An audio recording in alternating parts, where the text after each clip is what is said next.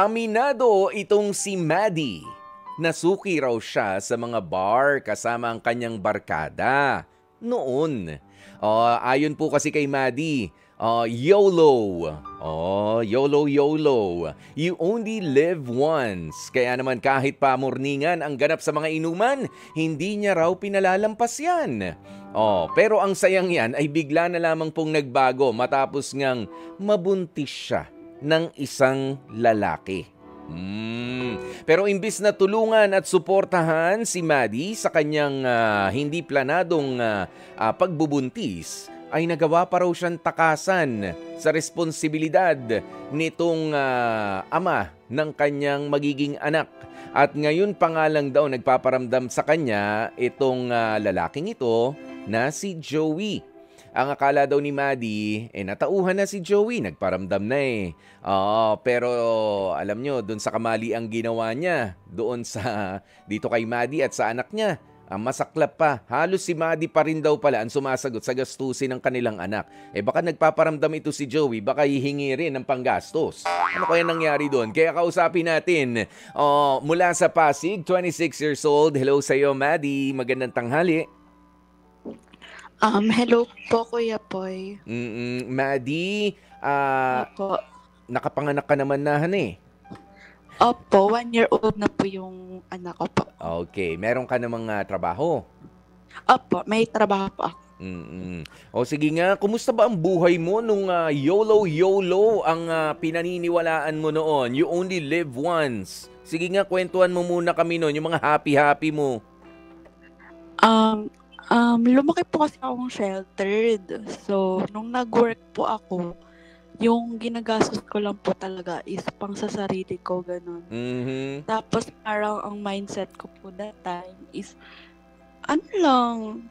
dati po kasi na-aksidente ako. So, parang second chance ko na sa life. So, gusto ko talaga sulitin, ganyan. Anong klaseng aksidente yun, Maddie? Nakaladkad po ako ng motor. So, muntik na ma-death. Naku po. Opo. Tapos 3 months po ako nung baldado. So, alam mo yun, bumawi talaga ako kasi akala ko talaga hindi na po ako makakalakad. Oo. Ilan taong ka nun? 18 po ako nung na-aksidente. Sige. Matagal na po. Oo, matagal-tagal na. Ayun, nung na-aksidente ako, after nun, nung naka-recover ka, gumaling na ako. Opo. Tsaka naman nagka-pandemic. Oo, yan. Nung nagka-work ako. So, parang nakaipon po ako ng money noon. Siyempre, wala naman akong ginagastusan. Tapos, nung pwede na, ayan, travel, inom-inom, ganun, bumawi. Naku po. Pero di ba dapat nga mas nag-ingat ka na noon. Nagdelikado yung buhay mo. Pero namali yung direksyon no? Mas gusto mong mas naging aggressive ka para sumubok ng iba pa mga bagay. Lahat po talaga tinry ko, Kuya Poy. Iba't ibang color ng hair. Nagpatato ako. Lahat na adventure. Mga delikado. Tinry mo pa rin. Okay. Ang ginawa ko lang po that time, nagkuha ako ng insurance. So parang, alam mo yun, hindi problema if ever. Talagang may pinaghandaan ka na. Pinaghandaan mo na rin kung sakasakalit mauulit at madidisgrasya ka. Pero sige, maganda yan, pero sa pagpapatuloy nga nito, balik tayo doon sa kwento. Saan mo naman nakilala itong si Joey na sabi mo nga ay hindi ba siya yung 1 time, 2 times, so nakakasama mo lang, pero jowa mo ba siya noon? Opo, boyfriend ko po siya. Boyfriend naman. Okay. At siya yung kasama mo sa mga adventures nyo? Opo. Ayan na. Nangyari na ang hindi dapat mangyari. Nabuo si baby. Anong ginawa nitong si Joey? Sabi mo, tinakasan yung responsibilidad. Biglang nilipad ng hangin na lang, nawala Ayun nga po kasi, parang di ba, parang hindi ako nag-iisip, hindi ako matured. Nung dating pa lang kami. Basta, go lang, YOLO lang. Tapos, parang, siya yung matino sa amin. Like, siya yung nag-gym, ganyan. Parang, siya yung sa akin na workout na lang kaysa gumastos sa pag-inom-inom. So, Aha. kaya parang, alam mo yun, may PCOS po kasi ako. Mhm, So, mhm. parang di rin namin expected na makakabuo kami. Okay. Tapos, Oh. ayun, parang, yung syempre, pananamit ko pa nun, parang revealing talaga. Mhm. Tapos siya yung parang nag-aano sa akin na, yung Ine-encourage ka respect ko daw naman. yung sarili ko. Hmm. Opo, as in, parang nagbago rin po talaga ako. Naging maayos ako Pero bago mabuntis. So, ayun. parang healthy din naman yung pregnancy ko kasi wala na akong Mm. bisyo that time eh. Oo. So, ibig sabihin, Oo. maganda naman na sana yung umpisa ninyo nitong si Mm-mm. boyfriend mong si Joey noon. Nga lang Opo. nung confirmed na ang pagbubuntis mo, bigla na siyang nawala sa eksena. Mm. Ano kasi po yan, noong una, parang okay pa siya eh. Actually, inalok niya pa ako ng kasal nun. Mm. Parang kahit CV lang, ganyan. Kasi syempre, nag-aano din siya kasi makajus po yun eh. Mas makajus po yun na Mm. palasimba talaga. So parang naano kami kasi nauna pa yung baby Mm. kesa wedding. So parang that time ako, ayoko muna kasi papakasalan porket nabuntis, Oh. ganon. Tapos, ayun, so, syempre nabuntis po ako, pinag-usapan po namin yung plano Nalaman ba ng namin mga ganyan. family nyo to, Maddie and Joey? Ikwento ko lang po, Oh, kuya po. sige. Oo. Bale, nagplan po muna kami anong gagawin namin kasi Mm. mas ano po kasi, mas stable yung job ko sa kanya. Mhm. Tapos siya, parang may dream job siya na nagkaroon siya ng opportunity, parang 3 months pregnant po ako. So, parang sinuportahan ko pa po siya dun sa dream job niya na yun. Kasi mas stable po yun kaysa current niya kasi Mm. JO lang siya, parang ganun. Okay. Tapos, Tapos, dun po siya nagsimulang magbago nung natanggap po siya dun sa dream job niya. Ayan na. Parang pinagpalit niya po ako doon, kami ng baby namin. Ayan. Nung nakuha niya yun. Pero Opo. ikaw naman, tuloy-tuloy lang din sa paghahanap buhay. Kaya pa naman eh. First trimester ng Opo. pagbubuntis. Oh. Ayun, parang siya, since ako yung may mas stable job, tas siya, inisponsor ko siya sa, niya, sa medical, sa mga pag-apply niya doon. Inisponsoran mo? Ba't ka natatawa? Sabi mo tutulungan mo, Kasi di ba? term. Oo yung nga. term, Pero natawa hindi. na ako sa term. Pero, sinusuportahan mo siya. You are opo, really in support sinuportahan of, ko siya nun. yan, si boyfriend. Sige. Oo. Kasi parang 'di ba pag gano'n naman po talaga yung relationship, kung sino yung mas may kay, siya yung mas magbibigay. Oo. So wala lang talaga sa akin lahat ng Pero, kahit financially ako, Mm-mm. tapos umalis pa siya, naging LDR po kasi kami kasi dahil dun sa dream job niya. Ayun na. So, pinagbigyan mo. Pero, kailan mo nga nalaman na, teka lang, hindi mo na kami iniintindi nitong baby natin. Oh. Nung pregnant pa lang ako nun, nung natanggap po siya, 3 months ako nun, pregnant.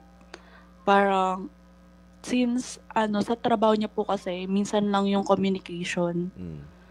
So, parang doon, nawalan talaga kami ng communication. May time na 1 month, wala po kaming communication. Bale, nakikisuyo na lang po ako sa ibang tao na mag-iwan ng message. Ganun? Ay, magpadala ng message sa kanya, ganun Ba't po. naman umabot sa ganoon? Wala na ba kayong mga dyan? Yung Viber ninyo, yung chat ninyo? Hindi po talaga pwede. Dahil sa trabaho niya? Opo. Okay. Pero pagkatapos nun, wala na rin siyang effort. Siyempre, meron naman, umaalis din naman siya rin sa trabaho. Natatapos din ang ginagawa. Hindi na siya nagme-message sa'yo? Nagme-message po, pero sobrang bihira lang. Parang, yun pa yung ilkisin naman ng loob ko kasi, hindi siya muna mag-chat sa akin. May kita ko na lang, may my day siya. Ganon. Parang mas nag-update pa siya sa social media. Baka ina-edit pa yung my day. Baka edited pa yun. Siyempre, mamaya ka na chat-chat ka lang naman may edit pang ginagawa. Ibang klase rin Pero nung makapanganak ka, nasan itong i-fast forward na natin nung makapanganak ka, Maddie, nasan si Joey? Wala rin po. Wala Nasaan? rin Andun sa talaga tabi ko. sa tutok na tutok Sa lang work siya niya ron. po. Oo, Opo. at lahat ng mga ipinangako niya sa'yo na magpakasal tayo, magganito, Mm. magganyan, wala na ni update kung ano ba, may development ba sa mga plano natin? Wala na siyang pakialam. Ayun nga po hiningi kong assurance sa kanya. Ano na, Hmm. parang sabi niya, wait mo lang kasi, ganyan, nagmamadali ka. Ganun. Medyo nung una Parang kung nawala na po talaga ako sa picture. Parang pinagpalit ako dun sa mm. work niya. Oh, sige. Mm. Pagkatapos, lumabas na ang bata, nakakayanan mo naman na masuportahan financially and emotionally. Stable Mm. ka naman, Maddie, nung mga Opo. panahon na yun. Although, kailangan nating tanggapin na iba pa rin kapag syempre, dalawa kayo, bago ito unang anak to, Maddie, di ba? Oh, Opo. sinong nakatulong mo? Yung family ko po actually. Okay. O sige, buti may mga umalalay naman sa'yo. Pero ito na Mm. nga. So, nawala sa eksena ng biglaan itong si Joey. Ang sabi mo, akala mo natauhan na itong si Joey dahil nagpaparamdam na ulit sa'yo. So, kumusta siya Mm. ngayon, ang communication ninyo? Ano po kasi nag-decide, since naghiwalay na rin po kami kasi hindi ko na rin kinakaya kasi nung parang 4 months postpartum ako, Mm. yun po yung bumalik siya sa akin. Umuwi po siya dito sa amin. Mhm. Tapos parang binabantayan niya po yung anak namin. Nakikita ko may ka-chat siyang babae, ganyan. Mhm. Parang hindi ko na kinakaya kasi dumating po sa point na tumakas siya ng madaling araw para makipag-inuman. Parang Aha. nag-360 po talaga eh. From siya yung matino-tino. Oo. Tapos Pero, naging siya tong palainom mula ayun nung lang. na ano niya yung dream job Baka niya. once lang naman nangyari yan, hindi ba? Yung pagtakas po, Oo. once lang. Yung Once alam lang. ko po kasi Mm. nasa akin siya. Hindi ko po alam kung anong ginagawa niya nung Tag hindi ka panahong kasama. LDR kami. Mm. Oo. Ayan, pero sa ngayon nga, magkasama pa rin ba kayo ni Joey o hindi na? Hindi, hiwalay na po kami. Naghiwalay na. Sino nagdesisyon ng Mm. hiwalayan na yan? Ako po. Kailan mo napagdesisyonan na hiwalayan na si Joey? Yun po yung time na tumakas siya ng madaling araw para makipag-inuman. So ano na, syempre aapila pa yan. May apila pa ba si Joey? Sandali lang. Anak natin yung may anak tayo papaano ba? O yung mga plano ninyo noon, on hold pa rin o ano na? Ayun, wala na. Wala na. Oo. O, Parang, ano yun? Wala talaga siya, parang nag-ibang tao talaga po. Okay, alam mo, kanina pa may nakikinig sa atin. Oo, na si Dr. Camille Garcia. Para isang psychologist, si Dr. Camille Garcia, no? Ayan, kaya ikaw, Maddie, ano sa tingin mo yung mga bagay na gusto mong itanong? Papaano ba mag-i-improve? Kumusta? Of course, sabi ko nga sa'yo, no? First child mo yan. At syempre, ganyan pang traumatic yung partner na hiniwalayan mo. Okay? Buti na lang hiniwalayan mo. Pero papaano nga ba makakapagpatuloy sa buhay? Ikaw ba, hindi mo naman na-develop na galit ka na sa lahat ng mga lalaki? Opo. Parang wala na akong amor sa kanila. Parang wala ka talagang ay Wala nako. na akong believe. Parang kasi since kinaya ko po lahat financially, wala akong support from him emotionally, mentally, physically, wala siya LDR. Parang ano pa yung ano ng lalaki sa akin? Wala na, kinaya ko na lahat eh. O ng relationship. Ganyan. Ano pa? Yan. Alam mo, maganda. Nandito si Dr. Camille Garcia, no? Tanungin mo nga siya. Ikaw na mismo. Nakikinig naman sa atin eh. Tanungin mo si Doktora. Ano bang magagawa mo dyan? Tama ba yung iniisip mo sa ngayon? Dr. Camille, hello po. Welcome sa Heart to Heart.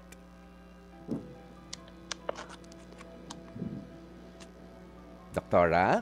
Kuya Paul, hello? Nadidinig ako? Yes, opo. Yan, Hello? narinig na kayo, Dr. Ayan. Camille. Okay. Ayan. Good afternoon, Kuya Poy. Nadidinig ko nga yung kwento. Sa akin kasi, di ba, unang-una may trabaho siya. So, yun yung maganda. Kaya lang siguro, itong pagkakataon na to, kahit sabihin kasi natin na 1-year-old na yung baby niya, there's a possibility na magkakaroon pa rin siya ng tinatawag nating postpartum depression.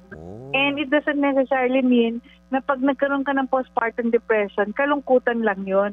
Kung minsan masyadong nako-confuse ka dun sa mga nangyayari, baka mamaya nag-doubt ka dun sa mga decisions mo, tapos o kaya naman sabihin mo, ay hindi talaga, ganito, kailangan meron akong gagawin na yung magre-retaliate ka, yung mga gano'n. So siguro, hindi ko lang alam kasi kung nag-undergo siya ng counseling or nakaramdam na siya ng hindi magagandang mga negative thoughts tungkol dun sa pangyayaring ito. Kasi kung sakasakali, Kuya Poy, okay lang. I-refer niya siya sa amin. Bibigyan ko siya ng possible na therapy for free or counseling. Pwede siya pumunta sa tanggapan namin. Para sa ganun, matulungan namin siya. Maddie, narinig mo ba yung mga tinatanong ni Doktora Camille?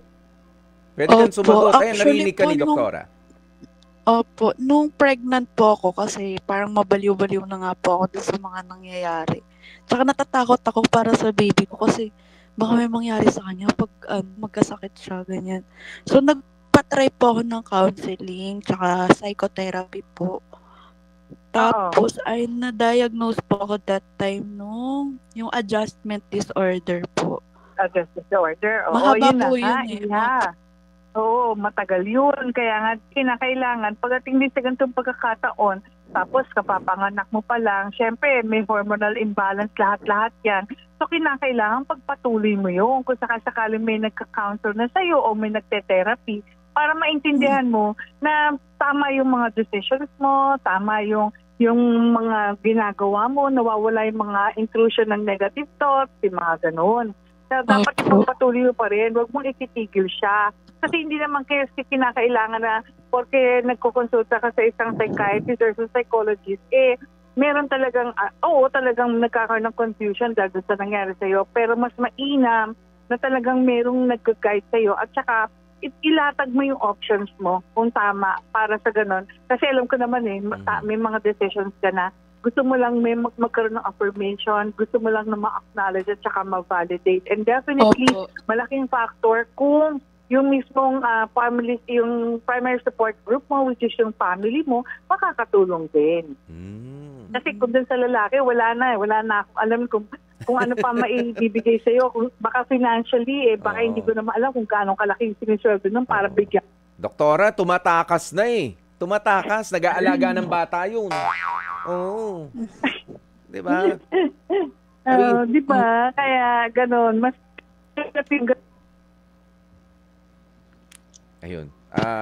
At your age, 26 lang, kayang-kaya mong magkaroon pa ng maayos na buhay. Hindi yan. Ganun.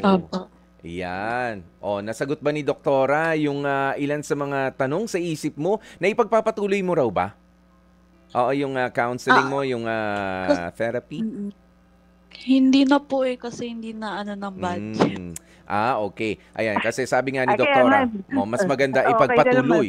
Pumunta ka sa akin, kaya sabi ko nga sa'yo, bibigay ko naman, Kuya Poy, ng libro yun. Yun naman pala. Baka gusto, magpasalamat ka na kay Doktora. Thank you so much po. Wala sa usapan namin na mag-offer siya ng libre, ha? Pero, Maddie.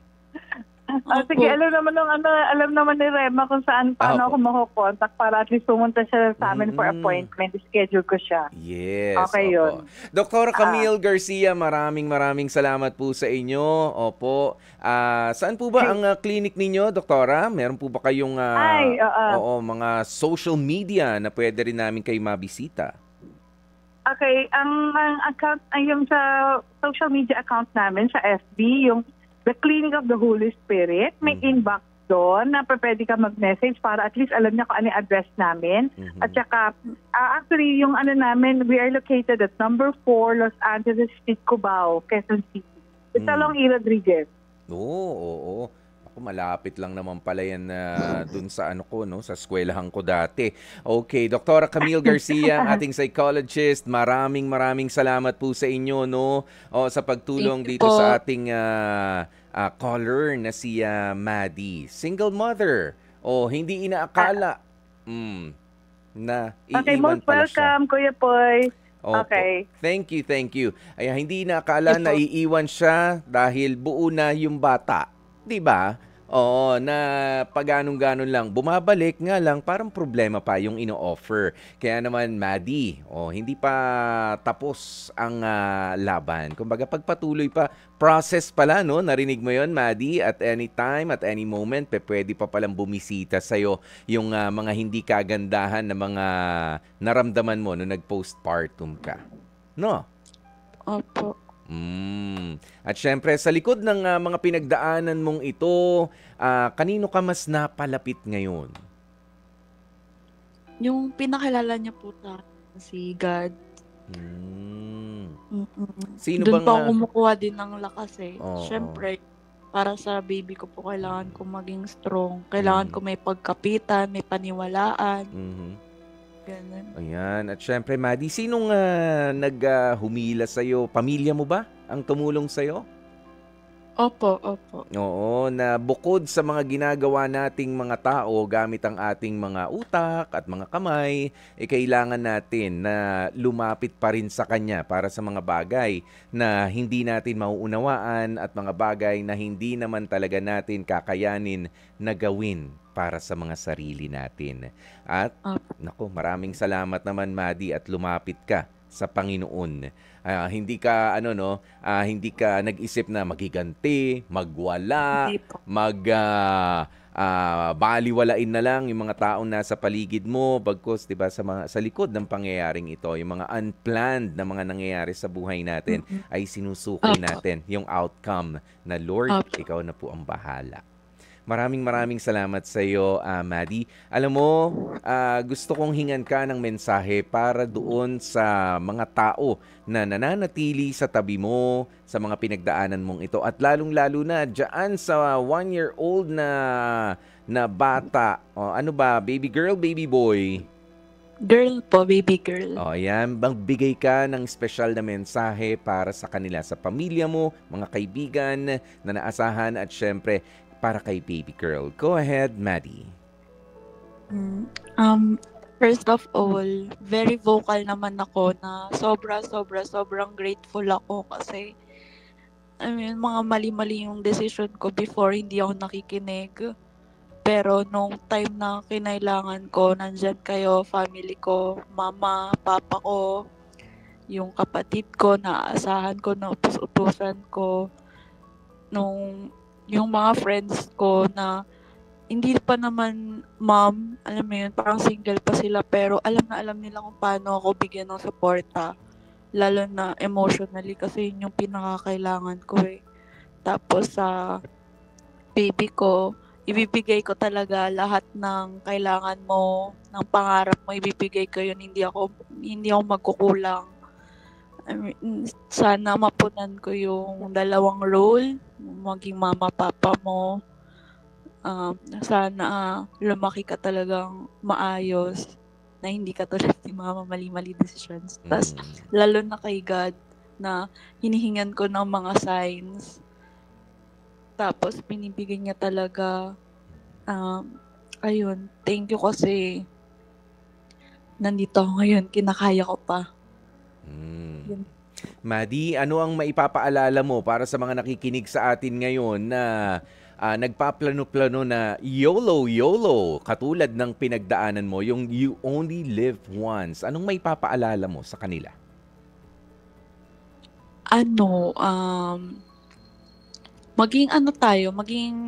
Mag-isip pa rin kasi yung consequences, lalo na yung pagbubuntis, yung pagdadala tao, yung may dadalhin ka sa mundo na bata. Kasi yung mga maling mong desisyon ngayon, pwedeng maapektuhan yung anak mo. Tapos mag-raise pa tayo ng another person na, alam mo yun na, paano ko ba sasabihin? Na hindi naman problematic, pero, ano ba? Hindi kasi planado. Oo. Kumbaga, kawawa kasi yung bata kawawa. talaga eh. Mas kawawa yung bata. Innocent, oo. Kaya ayun, parang kapag like yung ngayon, yung trending ngayon na news, na pumili ng maayos na partner, kilalanin talaga. Kapag may nakita ng red flag, bounce na. Ang dami pang iba dyan, di ba? Or focus na lang tayo sa sarili natin, sa career, ganun. Yeah. Yun lang po. At sa pamilya. Ayan, Opo. maraming salamat sa iyo, Maddie. Ayan, para sa pagbubukas ng buhay mo, 'di ba? O Mm. dati pa YOLO siya. O ngayon, si Lord ang kanyang tinatawag, 'di ba? Ang Panginoon. At syempre, pinasasalamatan ang kanyang pamilya. Pero you only live once.